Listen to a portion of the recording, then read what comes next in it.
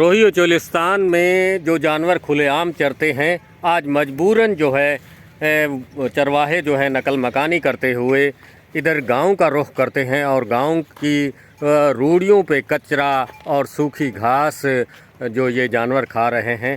ये तो खुलेआम चरने वाले रोही और चोलिस्तान में अपनी मर्ज़ी से टोबों तालाब पे जाते हैं और चरागाहें चरती हुई अपनी पसंद का चारा खाती हैं। लेकिन आज ये मजबूर जानवर जो है ये गांव की रूढ़ियों पे हाँ भाई, कैसे हो छोटे? ठीक।